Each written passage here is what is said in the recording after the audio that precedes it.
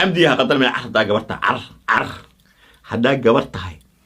عر هدا قبرتها انت بحثو شو لو قصه هرجي اسماعيل عارتك عر لا الله انك الله انك شان بوي وحان لها عر هدا ويل فنانة تها والله وحانين يوضو او رابر. السلام عليكم ورحمة الله وبركاته. على قال لكم على الجنة كيسك ونصفشها مركز مقال كل سوري وداع شفتها سبسكرايب صار سيا ومن نقطة كمان قفين وحنا سووا كل سيا عط سيا مقال كان لايك صار لايك تحلو سيا مقالكم جالسون مالين ولا رمضان كريم مركز مقال كل ويلكم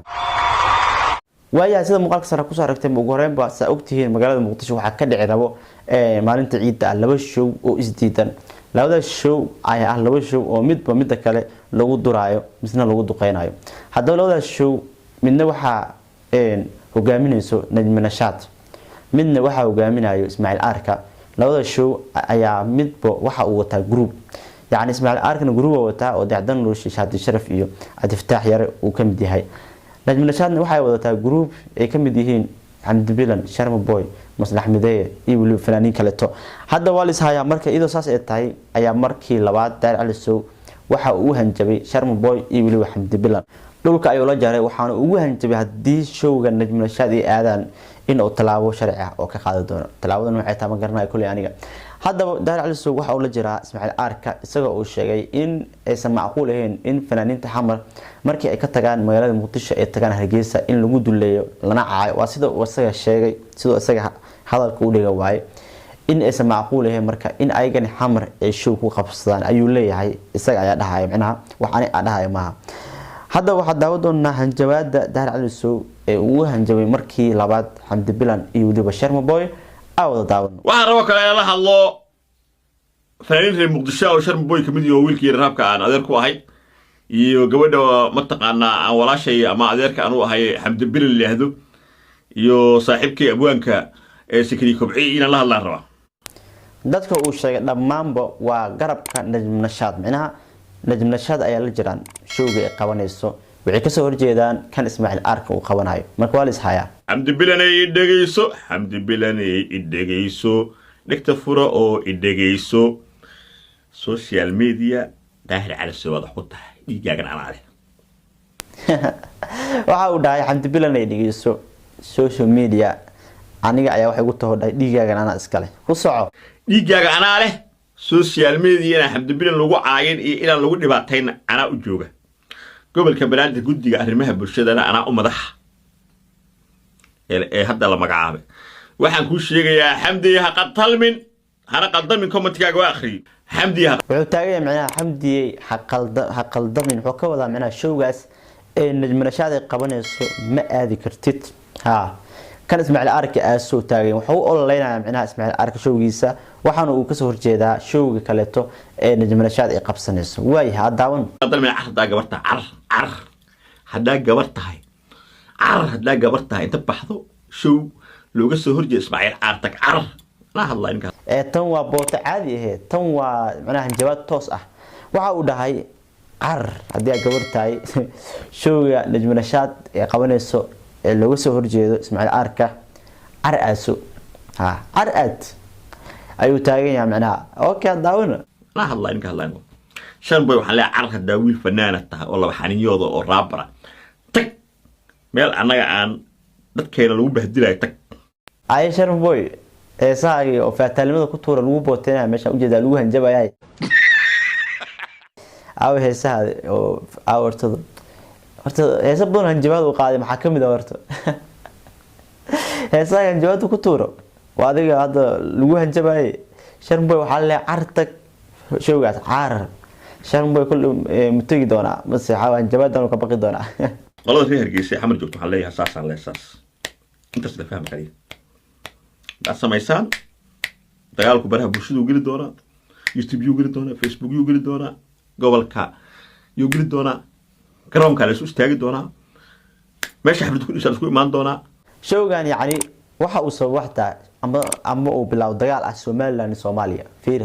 hatta waxa la isku haysto waa xamar show kuma qaban kartaan sheekada way weynaatay marka Soomaaliya noqoto sa u jeedaan hadii aan isku qabtan inkii Allah taqaan noo ka dhabayna ninkii hada waa taqaanin waa Daar Ali Sow iska jira يلا اسكو قتلمين عنتها كلف حمدي إيو شرمي أو فرجاونية كلا دمبينتا النظام كلا الراعو gacantan reer Somaliland lagu hadlay oo nijmeelashada ay kamid tahay gacantan Sharm Boy waxa lagu hadlay iyo Ishaq Xamdi Bilan waayahay ku soco ها بقلق يبقق ينشنش من جدو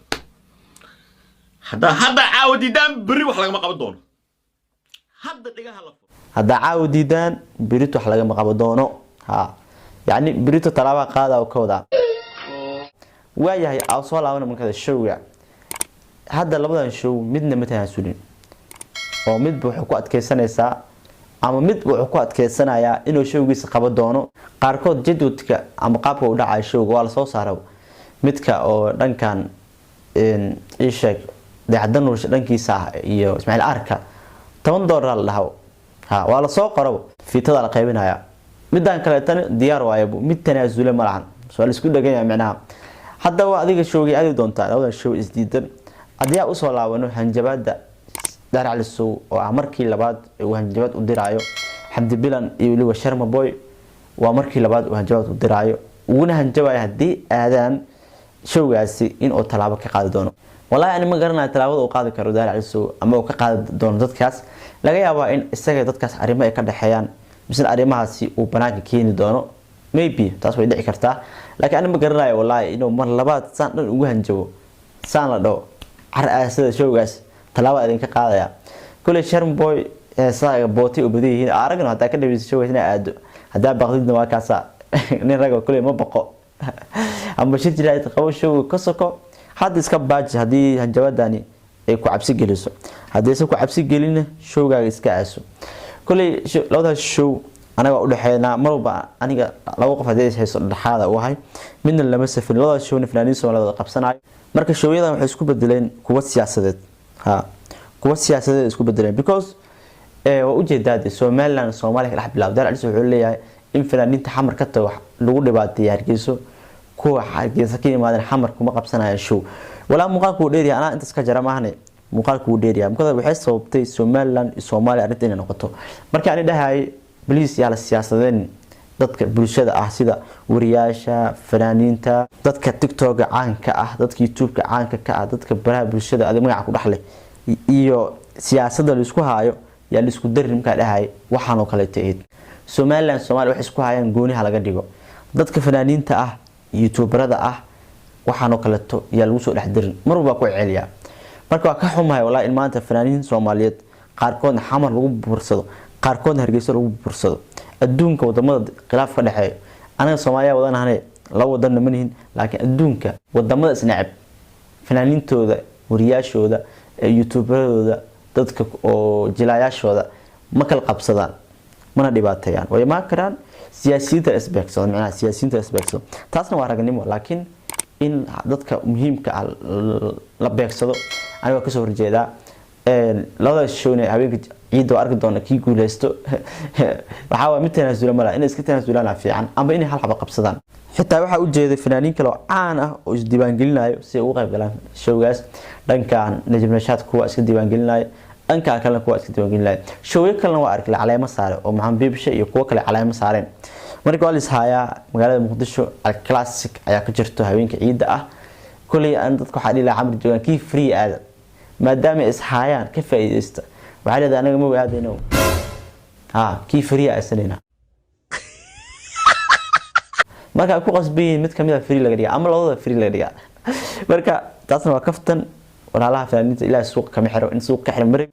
laakiin waxa soo jeedi lahaa inay dib isku laabtaan oo dib ay u heshiyaan waxaan kale laga fiican